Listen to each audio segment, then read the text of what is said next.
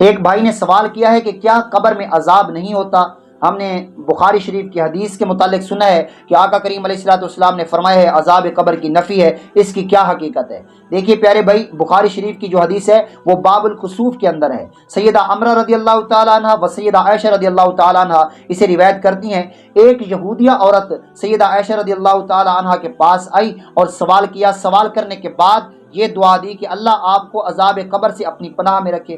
تو حضرت سیدہ عائشہ رضی اللہ تعالیٰ عنہ نبی پاک علیہ الصلوۃ والسلام کی بارگاہ اقدس میں حاضر ہوئیں اور عرض کی، یا رسول اللہ صلی اللہ علیہ وسلم، کیا لوگوں کو قبر میں عذاب دیا جاتا ہے؟ تو آقا کریم علیہ الصلوۃ والسلام نے فرمایا، میں اللہ کی بارگاہ میں اس کی پناہ طلب کرتا ہوں۔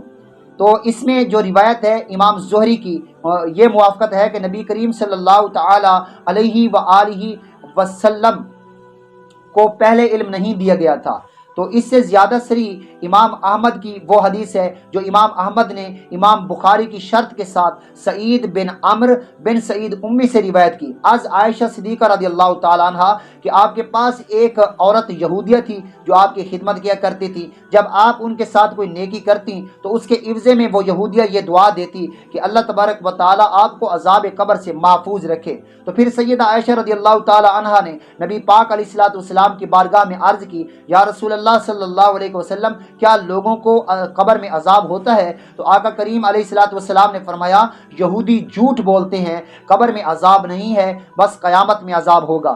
تو پھر اس کے بعد آپ جتنی دیر ٹھہرے رہے، جتنی دیر اللہ نے چاہا آپ وہیں ٹھہرے رہے، پھر آپ چلے گئے۔ پھر ایک دن نبی پاک علیہ الصلوۃ والسلام اپنے گھر سے باہر نکلے اور لوگوں میں اعلان فرمایا کہ اے لوگو، عذاب قبر سے اللہ کی پناہ طلب کرو، کیونکہ عذاب قبر برحق ہے۔ ان روایات سے معلوم ہوتا ہے کہ نبی صلی اللہ تعالی علیہ وآلہ وسلم کو بعد میں مدینہ میں علم ہوا، جب مکہ میں تھے تو آپ کو اس بات کا علم نہیں تھا، جیسے کہ صلاۃ کسوف کی تاریخ میں اپنی جگہ ثابت ہے۔ جیسے کہ یہاں پر ایک اشکال ہوتا ہے کہ یہ آیا مبارکہ تو مکہ مکرمہ میں نازل ہو گئی تھی، النار یعرضون علیہا غدوا وعشیا ویوم تقوم الساعہ ادخلوا آل فرعون اشد العذاب، کہ صبح و شام ان پر آگ کا عذاب پیش کیا جاتا ہے، اور جس دن قیامت قائم ہوگی یہ حکم ہوگا کہ آل فرعون کو شدید ترین عذاب میں ڈال دو۔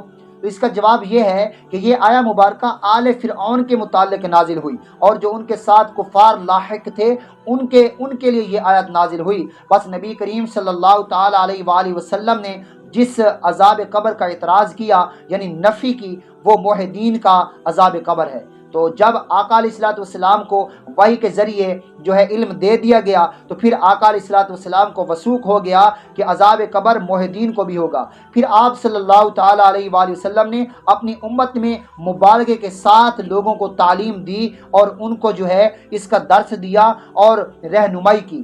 بس الحمدللہ یہ تعارض اٹھ گیا، یہ اعتراض اٹھ گیا کہ صرف اس امت کے ساتھ خاص ہے عذاب قبر۔ تو دیکھیے امام حجر عسقلانی، حافظ ابن حجر عسقلانی نے 66 اور 63 حدیث کی شرح میں لکھا ہے کہ اس کا حاصل یہ ہے کہ پہلے نبی پاک صلی اللہ علیہ وآلہ وسلم پر وحی نہیں کی گئی تھی کہ مومنین کی قبر میں آزمائش ہوگی، تو آپ نے فرمایا کہ یہود کی قبر میں آزمائش کی جائے گی۔ سو آپ نے اپنے علم کے مطابق یہ فرمایا۔ پھر جب آپ کو یہ علم دیا گیا کہ غیر یہود کی قبر میں بھی عذاب دیا جائے گا، تو پھر آپ نے عذاب قبر سے پناہ طلب کرنے کے متعلق آپ نے درس دیا اور امت میں مسلمانوں میں یہ تعلیم عام کی کہ عذاب قبر سے پناہ طلب کریں۔ معلوم ہوا کہ نبی پاک علیہ الصلوۃ والسلام اس کی جو نفی مطلقاً نہیں فرمائی۔ جب آپ پر وحی نازل ہو گئی تو آپ نے یہ باقاعدہ اعلان کیا کہ عذاب قبر برحق ہے، اے لوگو اللہ تبارک و تعالیٰ کی بارگاہ سے عذاب قبر کی جو ہے پناہ طلب کرو کہ اللہ آپ کو قبر میں جو ہے عذاب سے محفوظ فرمائے۔ تو یہ دعا کرنا بار بار نبی پاک علیہ الصلوۃ والسلام کی اس مبارک حدیث سے ثابت ہو گیا، اور عذاب قبر برحق ہے یہ بھی ثابت ہو گیا۔